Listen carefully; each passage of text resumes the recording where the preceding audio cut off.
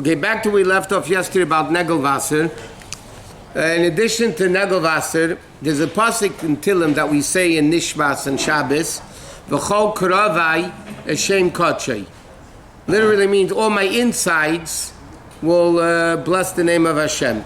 Therefore, the halacha is if a person needs to use the facilities, they have to go to the proper. It says to go to the bathroom before davening, because then you don't have the worries about having to go to the bathroom or whatever it is, and therefore to clean up the system, so to speak. If somebody sleeps, it depends. If you hold yourself in, it's abomination. But I'm saying even if you're not holding yourself in. If somebody sleeps a half an hour during the day, Halacha says it's a question whether you have to wash netilas yadayim negelwasser or not. So therefore the din is, it says in Shulchan Aruch, that if somebody sleeps a half an hour during the day or 4 hours during the day, when they get up, they wash netila. They're not by the bed. They go to the sink and they wash netila, but without a bracha. The only time you wash netilas yadayim with a bracha is sleep at night. Or our custom is overnight, even without sleep. But the bottom line is, if you sleep at night, then you also have to wash netilas yadayim. Now, there's other things also that says in Halacha you need to wash your hands. Not necessarily with a vessel, but you need to wash your hands. For instance, you go leave the bathroom, bathhouse, cut your nails, cut your hair, take off your shoes, marital relations, you kill a lice, you scratch your head, or you touch any parts of your body which are normally concealed. That means if somebody, pardon the expression, picks their nose, they have to go wash their hand. If they stick their finger into the ear canal, not on the outside, but inside, you have to go wash your hands. You tie your shoes, you have to go wash your hands. You go into a mikveh, even if you don't use the mikveh, you just walk into a mikveh room where people stand not dressed, you have to go out, you have to wash your hands. You cut your hair, you take a haircut, you have to wash your hands. You cut your nails. Even if there is nobody. Even if nobody's inside, but if that's the room that people get dressed in. Now, one second. So now the question is, what's the story with our bathrooms today? Now, in Shulchan Aruch, instead, in the olden times, there were basic outhouses. They didn't have plumbing that you flushed the toilet and the garbage went out. So there's a whole argument in Halacha, what's the story concerning our bathrooms today, which basically are clean.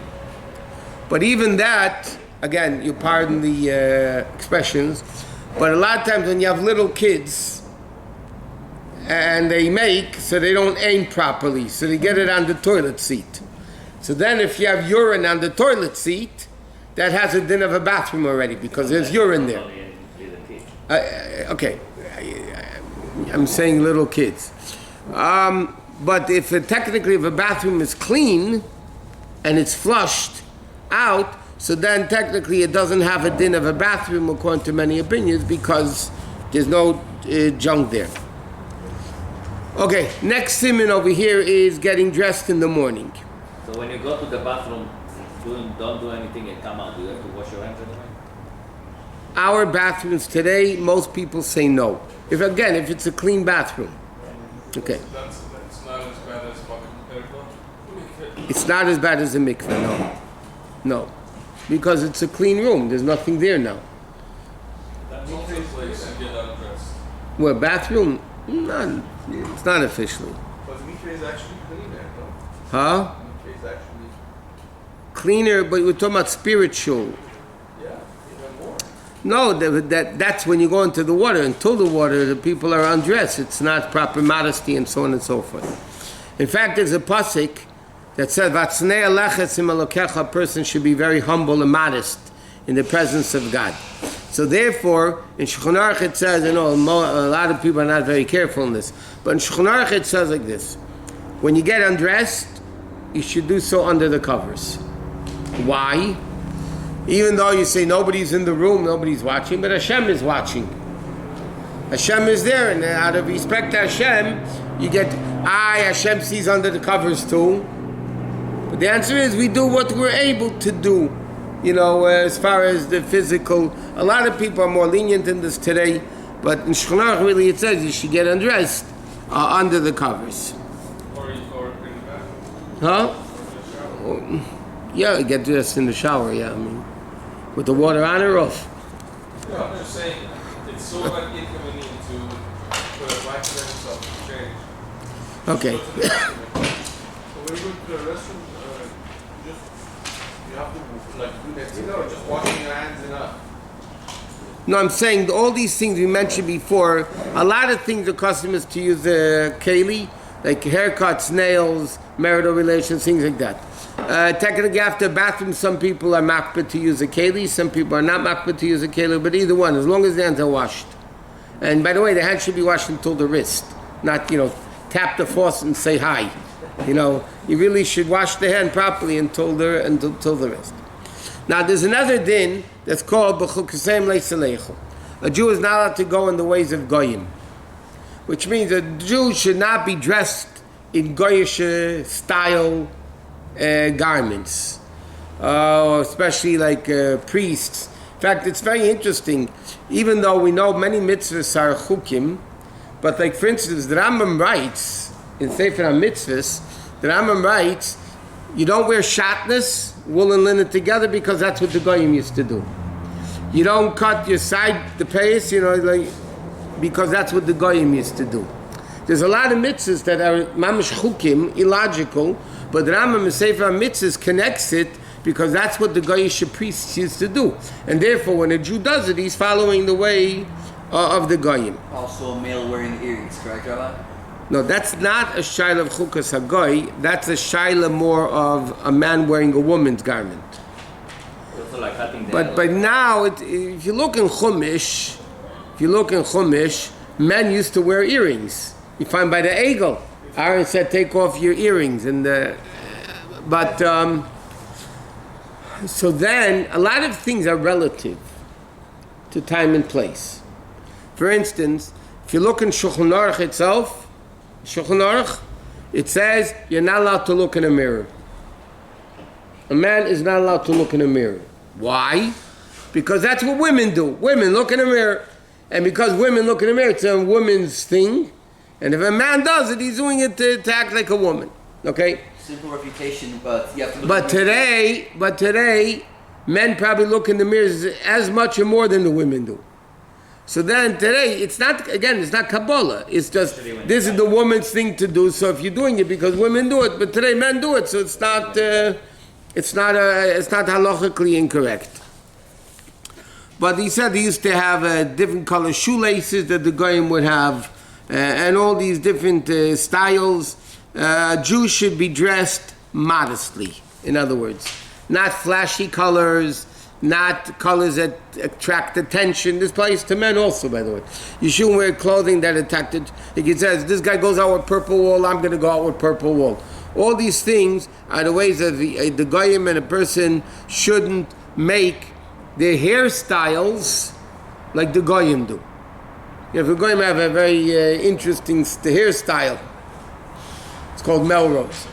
So then you're not supposed to wear your hair, and that's not, again, it's not Kabbalah. It's chukas hagoy. It's following the ways of the goyim, and it's not allowed. In fact, there's an interesting thing. What happens if a guy used to wear it, and they don't wear it anymore? So then the din is you're allowed to wear it. And for instance, Chabad doesn't wear it, but the people wear streimlach, the fur hats. Fur hats used to be, those streimlach were what the Polish and Hungarian nobility wore. They actually wore them years ago, that's what they say. But they stopped wearing them, so therefore there's no problem for a Jew to wear them. But again, it's all relative. I'll give you another example. It's brought down in Poskim today, even though, again, today it's not kept as much. Jews always wore black to funerals. It's mentioned in Halacha, the Jews would wear black to funerals. Then it became a goyish tradition to wear black at funerals.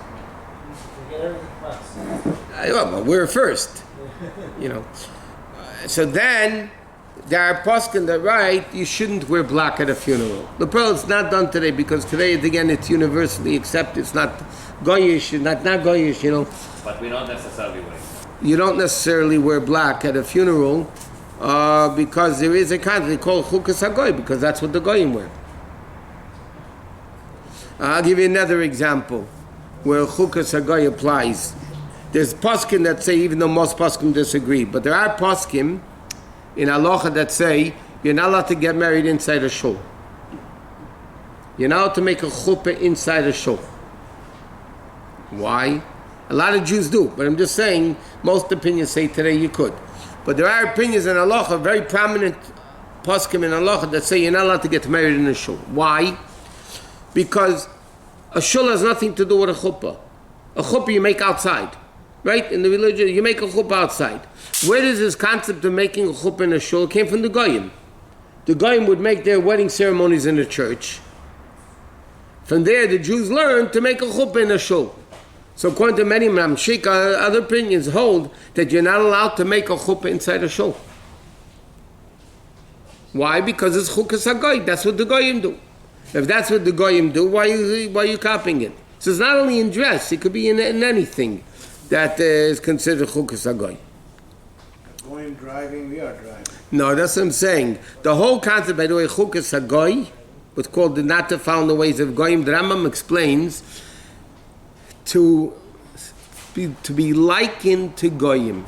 We want to blend in with the goyim, and therefore we do those things. Driving a car, we're not blending in with the goyim. You're getting from place to place.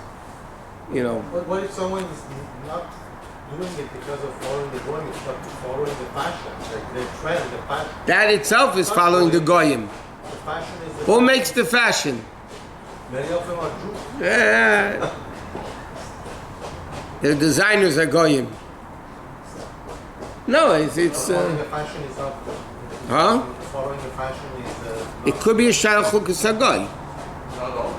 Huh? Again, if you're wearing it to fit in to look like a goy, then it's called chukas hagoy.